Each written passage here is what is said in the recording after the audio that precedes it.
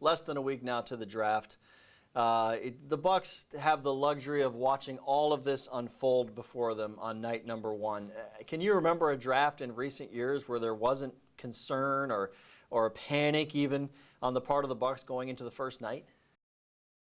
No, as Jason Light said in a recent conference call with reporters, this is about drafting for want rather than need, and it's a position that the Bucs haven't been in really in my 26 years of covering this team, and I don't think many NFL teams have been in such a situation, coming off the Super Bowl and re-signing just about every single starter and major contributor, and not really having a need to address in the first round. It really is a unique experience, and it allows the Buccaneers to do what NFL teams always want to do, which is draft the best player available. How about drafting perhaps, in the first round you're going to get it, you expect to get a guy who can get on the field. But in this case, why not draft a guy to suit a contract situation in 2022? You have that luxury. You're exactly right. And there's going to be some positions of need. You look at the interior offensive line. Ryan Jensen is 30 years old. He makes $10 million, still playing at a very good level, but he's in a contract year. Right guard Aaron Stinney and Alex Kappa, both those guys platooned at that position last year. Kappa during the regular season, Stinney in the postseason. Both of those players also are in a contract year. And you don't want to pay a whole bunch of money along your offensive line. The Bucs already have 3 guys making $10 million or more. So maybe you want to draft a player that could step in as a starter in 2022. Draft that player this year, groom them behind either Jensen or Kappa, and then you've got a starter there. Jason Pierre-Paul is going to be 32 next January, coming off his second offseason with knee surgery. Still a very good player, but at some point in time, you have to find a replacement for Jason Pierre-Paul. Drafting an outside linebacker early also might be worthwhile this year to groom that player. Because I'll tell you what, Dan, if there's no, if Shaq Barrett, if Jason Pierre-Paul aren't on the field for injuries or for another reason, there's not much pass rush at outside linebacker. It's great when those guys are out there together. Take one of them off the field, and there's some cause for concern. So get another pass rusher into the mix. At that pick, around, when you get to the pick 25 to 32, is there a core of players that when you look at all the mock drafts and even on your own mock drafts, there seems to be a consensus that maybe there are 2 or 3 names out there that might come to the Bucs at that number? Well, it's been all over the place at number 32 this year. And really, this is such an unpredictable draft because you have all these players that either opted out because of COVID or had their seasons shortened. I know that the guys out there in the Pac-12 region, they only suited up for maybe 5 games as an entire conference, where the SEC, the Big 12, they played all of their games.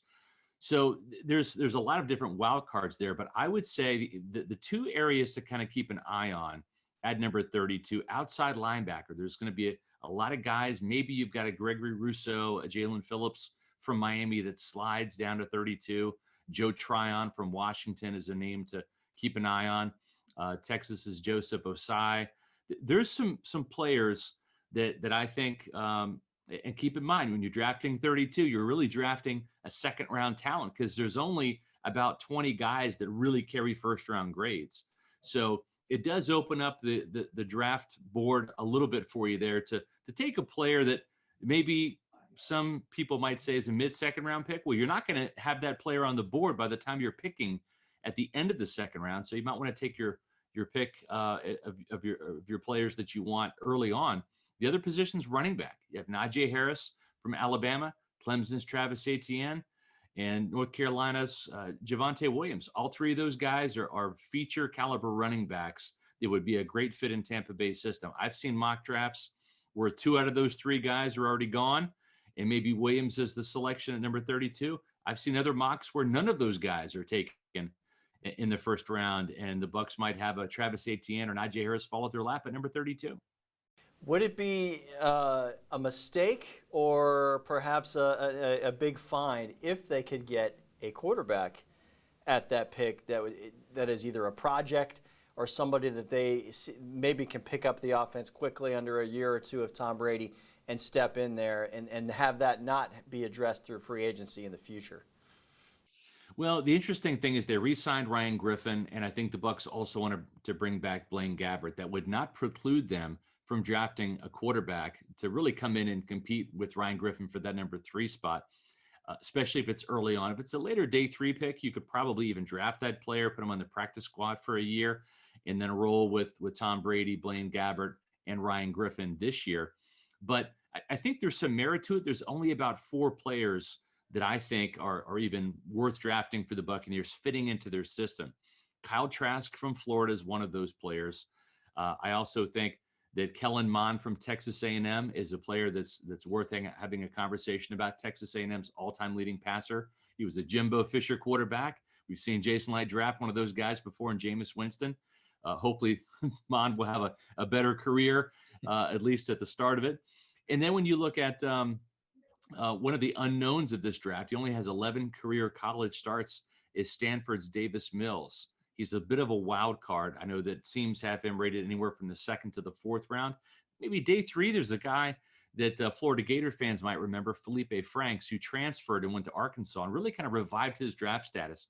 He's more of a project quarterback on day 3, but he's got that ideal pocket passer frame that Bruce Arians likes. All those guys I mentioned are pocket passers.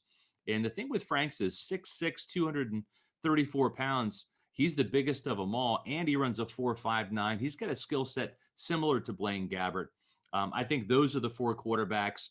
Maybe in rounds 3 and 4 and 5, you could see one of those guys come off the board, but I don't think the Bucks will spend their 1st or 2nd round pick on a QB this year. And finally, Scott, it may not be a fair thing to say pressure on Jason Light.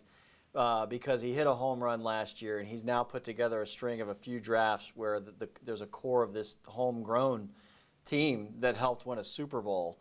That said, is there pressure on him to get some guys in here, be it long-term players or people who can provide depth and make them an even better team in 2021? Is there pressure to make those selections?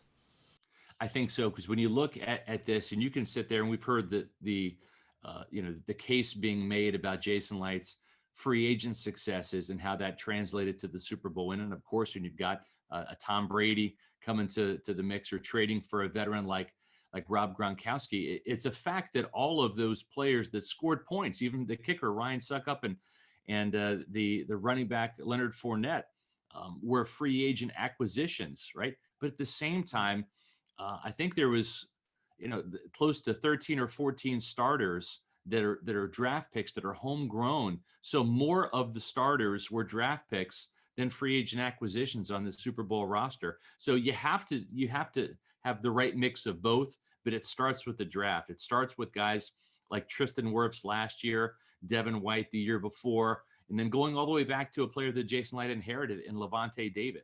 Those homegrown players, and we saw it in 2002, right? For as much as Brad Johnson and Simeon Rice helped out this Buccaneer team win its first Super Bowl with guys like Joe Jurevicius and Keenan McCardell.